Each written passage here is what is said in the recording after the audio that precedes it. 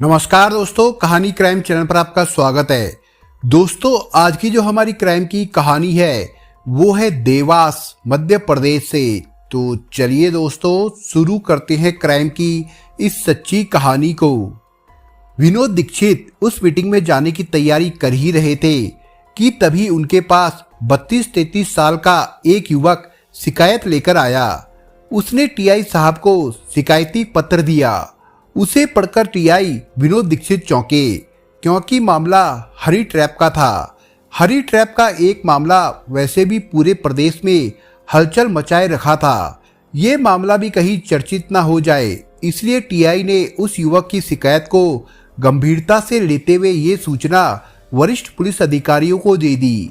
SSP के आदेश पर TI ने शिकायतकर्ता राजेश गहलोत की तहरीर पर आरोपियों के खिलाफ रिपोर्ट दर्ज कराकर इसकी जांच एसआई दिलीप देवड़ा को सौंप दी।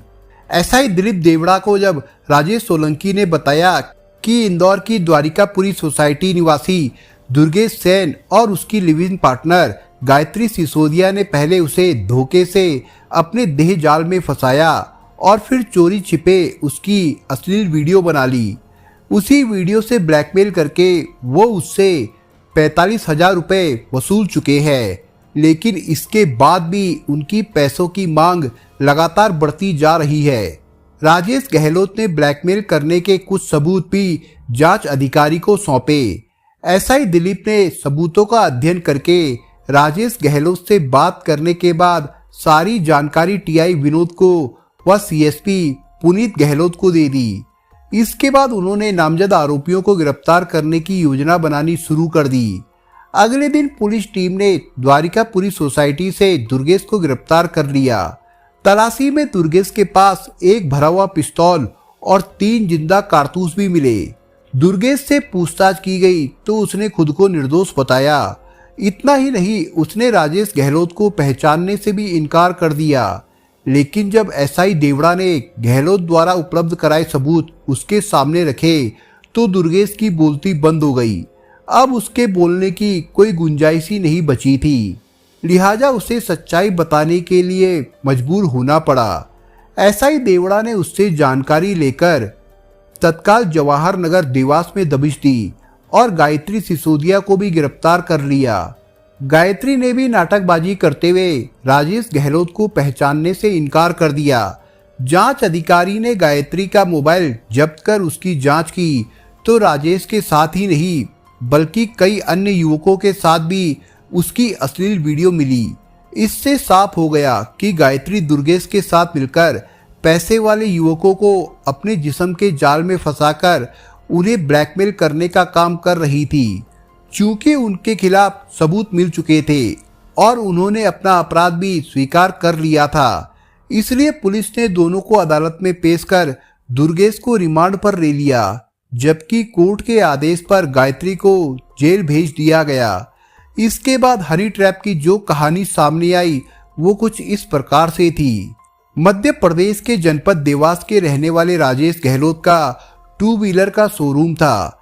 जिस मोहल्ले में राजेश रहते थे उसी मोहल्ले में दुर्गेश नाम का एक शख्स रहता था, जो एक निजी कंपनी की बस में ड्राइवर था। दुर्गेश चालाक इंसान था। उसने नरसिंहपुर में रहने वाली गायत्री नाम की युवती से अच्छी दोस्ती कर ली थी। ये दोस्ती उन्हें अवैध संबंधों तक ले गई। दरअसल गायत्री इंदौर के एक कॉलेज से बीए सेकेंड ईयर की पढ़ाई कर रही थी। वो अक्सर दुर्गेश की बस से कॉलेज जाती थी। उसी समय उन दोनों में दोस्ती हो गई। बाद में दुर्गेश उसकी आर्थिक मदद भी करने लगा था। उनके संबंध इतने गहरे हो गए थे कि दुर्गेश ने द्वारिकापुरी में किराए पर एक फ्लैट ले लिया और उसके साथ लिव इन रिलेशन में रहने लगा। इसके पीछे गायत्री की ये सोच थी कि उसे पढ़ाई का खर्च तो घर से मिलता रहेगा, बाकी ऐश के लिए दुर्गेश उसका खर्चा उठाएगा। लेकिन एक बस ड्राइवर अपनी प्रेमिका पर कितना खर्चा कर सकता था। सो जल्द ही गायत्री को लगने लगा कि ऐश करने के लिए उसे ही कोई रास्ता निकालना पड़ेगा। इस बीच उसने देखा कि उसके कॉलेज की कई लड़कियां जो बाहर के शहरों से पढ़ने के लिए इंदौर में आकर अकेली रहती है, अपने ऊपरी खर्चे निकालने के लिए एक साथ कई लड़कों को अपना प्रेमी बनाए हुए हैं, लेकिन उनमें और गायत्री में अंतर था। दूसरी लड़कियों को रोक टोक करने वाला कोई नहीं था, जबकि दुर्गेश गायत्री पर नजर रखता था। इसलिए काफी सोच समझकर गायत्री ने एक दिन दुर्गेश को जल्द अमीर होने की योजना बताई। उसने कहा कि क्यों ना वे युवकों को हनी ट्रैप में फंसाकर उनसे मोटी कमाई करे। दुर्गेश को गायत्री की ये योजना पसंद आ गई। दुर्गेश खुद भी गायत्री के साथ यही कर रहा था। वो उसे अन्य युवकों के साथ सुलाने के लिए तैयार हो गया। इस योजना में दुर्गेश ने अपने दोस्त राकेश सोलंकी को भी शामिल कर लिया। गायत्री ने सबसे पहले युवक को फंसाने की शुरुआत अपने कॉलेज से की। वहां से वो युवकों को अपने जाल में फंसाकर कमरे पर लाती, जहां दुर्गेश चोरी छिपे उनकी अश्लील फिल्म बनाने के बाद गायत्री और राकेश के सहयोग से ब्लैकमेल करता। लेकिन जल्द ही इन दोनों की समझ में आ गया कि कॉलेज बॉय को फंसाने में 10-15 हजार से ज्यादा की रकम नहीं मिल पाती। इसलिए वो मालदार आसामी को शिकार बनाने की फिराक में रहने लगे। इस बीच गायत्री ने कॉलेज में ऐसी लड़कियां तलाश कर ली जिनकी न केवल कई युवकों से दोस्ती थी, बल्कि किसी भी युवक के साथ 1-2 दिन के लिए इंदौर से बाहर घूमने के लिए जाने को तैयार रहती थी। गायत्री ने ऐसी लड़कियों से दोस्ती कर एक व्हाट्सएप ग्रुप बनाकर सबको साथ जोड़ लिया। इसके बाद उसने इनमें से काम की कुछ लड़कियों का चयन कर उन्हें अपने सांचे में ढाल लिया। इस काम में दुर्गेश भी उसका सहयोग कर रहा था। अब उसके ग्रुप की लड़कियां किसी मालदार युवक को अपने रूपजाल में फंसाकर गायत्री के कमरे पर लाती, जहां गायत्री और दुर्गेश मिलकर युवती के साथ युवक का अश्लील वीडियो बनाने के बाद उससे बड़ी रकम झटक लेते। इस काम के लिए गायत्री के गिरोह की लड़कियों ने कई कोड वर्ड भी तैयार कर लिए थे। जैसी कि लड़की बोलती कि एक फोटो फ्रेम कर ली है, तो इसका मतलब होता था कि एक युवक जाल में फंस चुका है। जांच में सामने आया कि गायत्री, राकेश और दुर्गेश ने कई युवकों को इस तरह से ब्लैकमेल कर उनसे बड़ी रकम लूटी। पुलिस ने गायत्री के व्हाट्सएप ग्रुप से जुड़ी कुछ लड़कियों के भी बयान दर्ज किए, जिनमें उन्होंने स्वीकार किया कि गायत्री उनसे लड़कों को फंसाकर अपने घर पर लाने का दबाव डालती थी, लेकिन उन्होंने ऐसा करने से मना कर दिया था। देवास निवासी राजेश गहलोत गायत्री के जाल में कैसे फंसा, इसकी कहानी भी काफी रोचक है। हुआ ये कि राजेश को देवास स्थित अपने 2 व्हीलर शोरूम पर अकाउंट का काम संभालने के लिए किसी स्मार्ट लड़की की जरूरत थी। इस बारे में राजेश ने दुर्गेश की मौजूदगी में अपने दोस्त से बात की, तो दुर्गेश का दिमाग चल गया। राजेश के पास काफी पैसा है, ये बात दुर्गेश जानता था। उसने सोचा कि अगर गायत्री से राजेश को मिलवा दिया जाए तो लाखों रुपए हाथ आ जाएंगे। ये सोचकर उसने राजेश से कहा, इंदौर में मेरी परिचित एक युवती है, स्मार्ट भी है, उसे काम की जरूरत भी है। तुम कहो तो इंटरव्यू के लिए मैं उसे बुला देता हूँ। अगर समझ में आए तो देख लेना। मुझे लगता है कि वो काफी सुलझी हुई लड़की है, जो तुम्हारा सारा शोरूम का काम संभाल सकती है। ठीक है, उसे 2 दिन बाद बुला लो, क्योंकि कल मुझे एक जरूरी काम से इंदौर जाना है। राजेश बोले, ठीक है ना, वो इंदौर में ही रहती है, तुम कहो तो वहीं तुम्हारी मुलाकात उससे करवा दूंगा। दुर्गेश ने राजेश से कहा, तो राजेश इसके लिए तैयार हो गया। दूसरे दिन दुर्गेश अपनी ड्यूटी पर नहीं गया और इंदौर में बैठकर गायत्री के साथ राजेश को सांचे में उतारने की तैयारी में जुट गया। राजेश चूंकि दुर्गेश की नज़र में काफ़ी मोटी आसामी थी, इसलिए राजेश से मिलने से पहले उसने गायत्री को ब्यूटी पार्लर भेजकर तैयार करवाया। इसके बाद उसने राजेश को फ़ोन लगाया। राजेश ने कहा कि अभी वो व्यस्त है। उसने युवती को 2 दिन बाद देवास भेजने को कह दिया, लेकिन जब दुर्गेश ने उस पर दबाव डाला तो वो काम से फ्री होने के बाद युवती का इंटरव्यू लेने को राजी हो गया। फिर शाम के समय दुर्गेश राजेश को लेकर गायत्री के पास आ गया। राजेश को गायत्री के साथ फ्लैट में छोड़कर वो किसी काम के बहाने वहां से चला गया।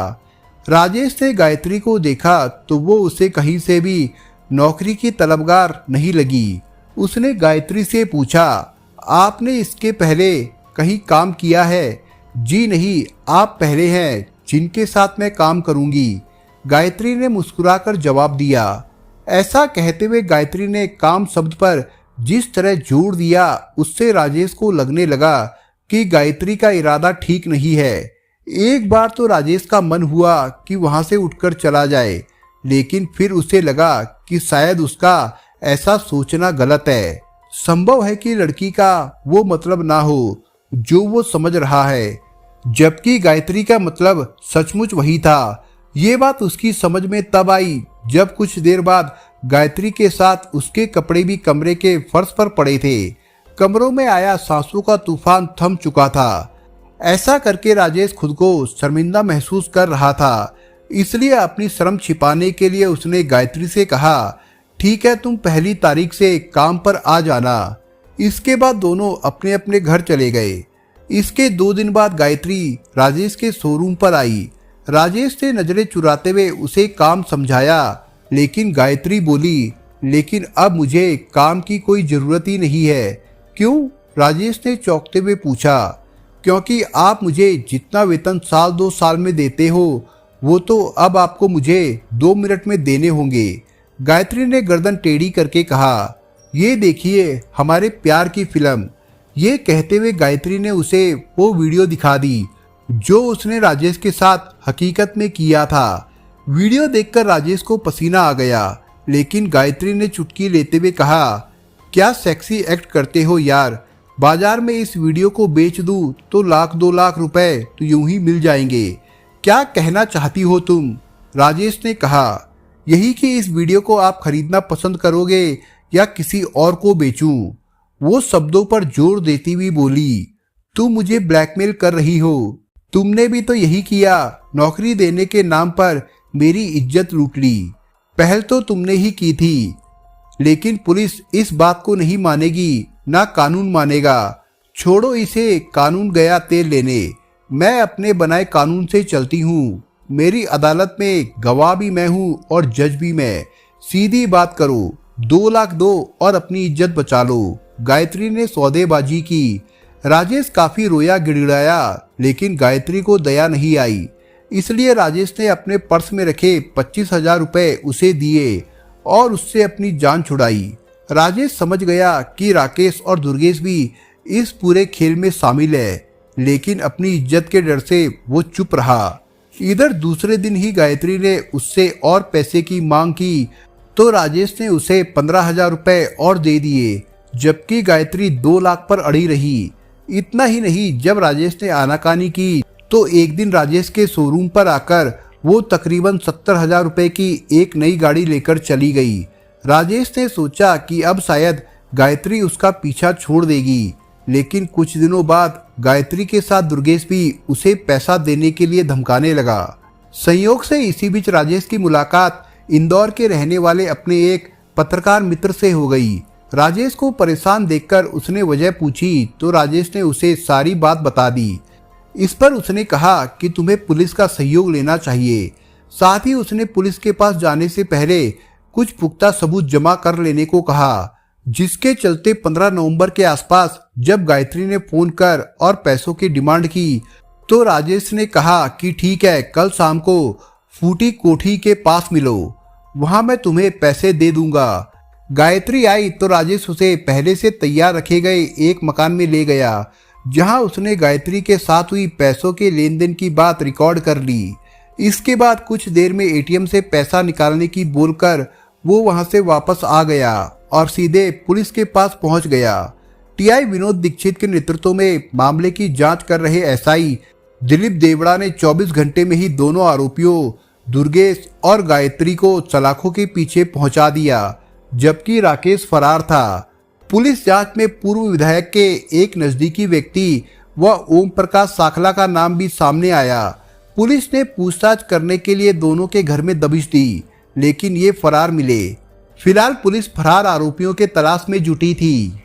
दोस्तों, इस कहानी के बारे में आपके विचार क्या है, हमें कमेंट बॉक्स में जरूर बताएं। और दोस्तों, अगर आपको हमारा काम पसंद आया हो तो वीडियो को लाइक शेयर जरूर करिए। और अगर आपने अभी तक चैनल को सब्सक्राइब नहीं किया हो तो जाने से पहले चैनल को सब्सक्राइब जरूर करिए दोस्तों। धन्यवाद।